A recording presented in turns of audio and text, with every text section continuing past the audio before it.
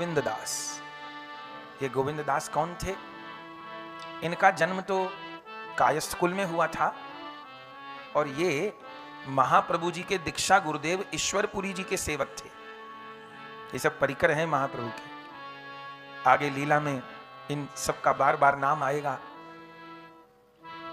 आज इनका परिचय हम लोग श्रवण कर रहे हैं। तो गोविंद दास ये महाप्रभु जी के सेवक तो बाद में ईश्वरपुरी जी के सेवक थे और महाप्रभु जी के गुरुदेव ईश्वरपुरी जी की गोविंद दास ने बहुत सेवा की। सेवा गुण में बहुत अधिक था। और जब ईश्वरपुरी जी का अंतिम समय आया तब गोविंद दास जी को क्या कहा था? गोविंद दास जी को कहा था कि जब मेरा शरीर पूरा हो जाए तब तुम गौर हरि की सेवा में चली जाना। ये गुरु लोगों की सेवा का प्रताप है। गुरु सेवा का फल गोविंद की सेवा ही है। तो गुरु की ऐसी सेवा की तो परिणाम क्या हुआ कि गौर हरि। तब गोविंद दास जी ने पूछा था कि गौर हरि कौन है? गोविंद दास जी को कहा गुरुदेव ने उनको अपना गुरु भाई न मान लेना कि मैं जिन गुरु का शिष्य वो भी उन्हीं गुरु के शिष्य, तो गुरु भाई हो गए। उनके रूप में साक्षात श्री कृष्ण ही इस समय लीला कर रहे हैं। गुरुदेव ने कहा था गोविंद दास को, मन तो मेरा बहुत था कि मैं जाके गौर हरि की सेवा करूं, लेकिन एक तो वृद्ध शरीर हो गया, दूसरा उन्होंने लीला में मुझे गुरु बनाया है, तो गुरु से तो सेवा करवाएंगे नहीं। तो ये मेरी इच्छा तुम पूरी करो और जाकर के गौर हरि की सेवा करो। थोड़े दिन बाद ईश्वरपुरी जी का शरीर पूरा हुआ। तब गोविंद दास जी महाप्रभु जी के चरणों में आए। महाप्रभु जी उस समय गंभीरा में विराजमान थे। दक्षिण यात्रा से आए हुए कुछ दिन हुए थे। तब सार्वभौम जी भी बैठे हुए थे, राय रामानंद जी बैठे हुए थे। जाकर के प्रणाम किया।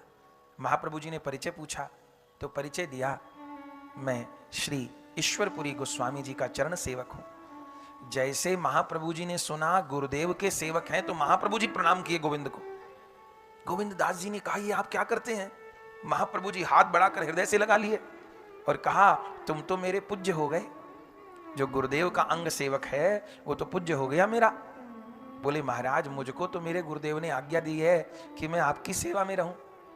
तब महाप्रभु जी सार्वभौम जी के साथ विचार करते हैं। सार्वभौम जी बताओ, इन्होंने गुरुदेव के शरीर की सेवा की है तो हमारे पूज्य हो गए, तो मैं इनसे सेवा कैसे ग्रहण कर सकता हूं?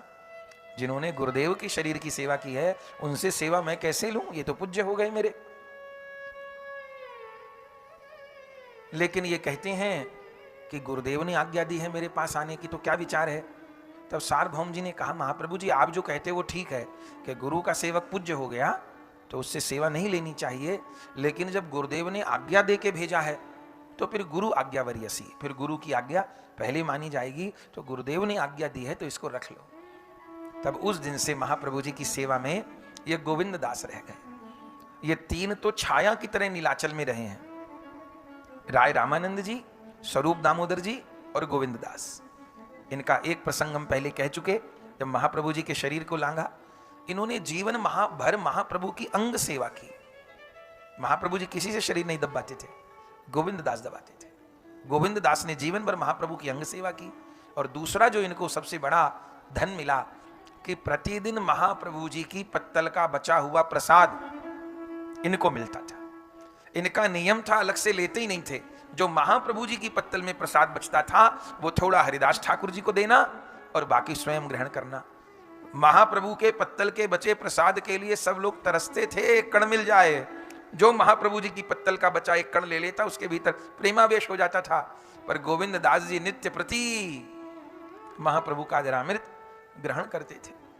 क्या कहना। तो ये गोविंद दास महाप्रभु जी की शरण में आए। और कौन आए? और आए श्री हरिदास ठाकुर जी। ये हरिदास ठाकुर जी दोनों लीला में हैं, नवद्वीप लीला में भी हैं। और फिर जब महाप्रभु जी पूरी आ गए, दक्षिण भ्रमण जब तक किया तब तक तो नवद्वीप ही रहे द्वैताचार्य जी के पास। और जैसे समाचार मिला कि श्री महाप्रभु जी आ गए हैं तो हरिदास ठाकुर जी भी जगन्नाथपुरी आ गए और महाप्रभु जी के चरणों में समर्पण किया।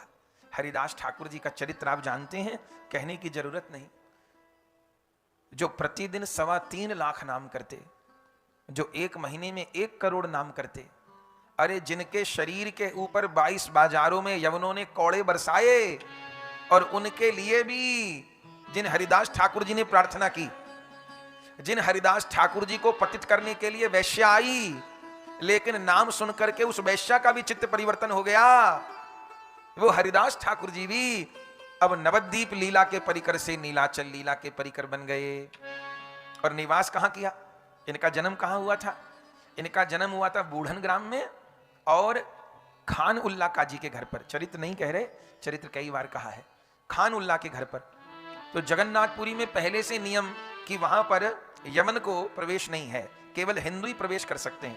आपको अचंबा होगा, इंदिरा गांधी को जगन्नाथ जी के मंदिर में घुसने नहीं दिया था पंडालों ने। ये तो अपने को ब्राह्मण बताते हैं, लेकिन ब्याह किससे हुआ था? फिरोज खान से हुआ था ना। वो तो कि जी गांधी जी ने 45 साल का आदमी गोद ले लिया, गांधी बना दिया। कैसे हो जाएगा? ऐसे थोड़ा गोद लिया जाता है। तो वो जो फिरोज खान थे वो तो इंदिरा गांधी को प्रवेश नहीं मिला था, जबकि वो प्रधानमंत्री के पद पर थी। पर वहां इतना कड़ा नियम है, पंडा लोग मरने मारने को तैयार हो गए कि भले गोली चलवा दे या मंदिर में, इंदिरा गांधी पर प्रवेश नहीं मिलेगा। तो आज तक जगन्नाथ जी का मंदिर परम पवित्र है, वहां आज तक कोई यमन घुसने नहीं पाया। लेकिन हरिदास ठाकुर जी तो, पर जन्म तो यमन घर में हुआ था उनका, तो उनको मंदिर में प्रवेश था नहीं। और कभी हरिदास ठाकुर जी ने जिद भी नहीं की कि मुझे मंदिर जाना है। वो तो मंदिर के मार्ग पर भी नहीं जाते थे, लेकिन महाप्रभु के दर्शन के बिना नहीं रह सकते थे। तो महाप्रभु जी के चरणों में आए थे, तब श्रीमन महाप्रभु जी ने कहा था, कहां निवास करोगे? यहीं रह जाओ मेरे पास। हरिदास ठाकुर जी ने कहा, नहीं प्रभु, यहां तो भक्त आपके मिलने आएंगे और मेरी छाया भी किसी से छुएगी, मैं तो पवित्र हूं, तो मेरी कहीं और व्यवस्था करा दीजिए। तो आपने सिद्ध बकुल का दर्शन किया है जगन्नाथपुरी में। गंभीरा के सबसे निकट यदि कोई मुख्य लीला स्थल है तो वो सिद्ध बकुल है। क्या कहना, आज भी वो बकुल का वृक्ष है। वो बकुल का वृक्ष कैसे पैदा हुआ? हरिदास ठाकुर जी को तो खुले में रहते थे, वहां बगीचा था, वन था, वहां खुले में रहते थे। और सारी दुनिया तो महाप्रभु का दर्शन करने आती, और महाप्रभु जी का नियम, प्रतिदिन सवेरे जगन्नाथ जी का दर्शन करके लौटते महाप्रभु जी, तो पहले हरिदास ठाकुर जी के पास जाते और हरिदास ठाकुर जी को दर्शन दे करके और फिर कुटिया पे आते थे, गंभीरा मंदिर आते थे। एक दिन महाप्रभु जी हरिदास ठाकुर जी के पास पहुंचे तो देखा चिलचिलाती धूप है और हरिदास ठाकुर जी खुले में बैठे हुए हैं। उस दिन महाप्रभु जी को जगन्नाथ जी का प्रसादी दातुन मिला था। जगन्नाथ जी को सवेरे दातुन होती है, तो वो दातुन मिला था महाप्रभु जी को। बस महाप्रभु जी को दया आई और जहां हरिदास ठाकुर जी बैठे थे, महाप्रभु जी वहीं दातुन गाड़ दिए और उसी दातुन से वो बकुल का वृक्ष बना जो आज तक विद्यमान है। क्या कहें, उसका जो मूल पुराना भाग है वो भी है, उसको राजा ने कटवा दिया था विधर्मी लोगों ने, पर फिर भी उसका अंश है।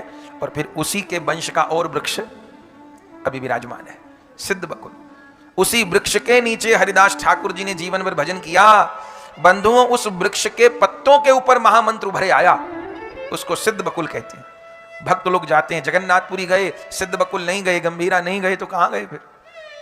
असली वस्तु तो वही है, लेकिन हमको नहीं पता। जगन्नाथपुरी लोग जाते हैं, कितने लोग सिद्ध बकुल जाते हैं, कितने गंभीरा जाते हैं, कितने जगन्नाथ वल्लभ मठ जाते हैं, कितने अलारनाथ जाते हैं, कितने झांझपीठा जाते हैं, खबर नहीं। क्योंकि बिना दिखाए दिखे ना, बिना सिखाए सीखे ना। पर सीखेगा कौन जो सीखने की चाह करेगा? तो सिद्ध बकुल के नीचे हरिदास ठाकुर जी को निवास प्रदान किया और जाने कहां कहां से भक्त अब श्रीमन महाप्रभु जी की सेवा में आने लग गए और महाप्रभु जी का एक दिव्य परिकर नीलाचल लीला का प्रकट हो गया।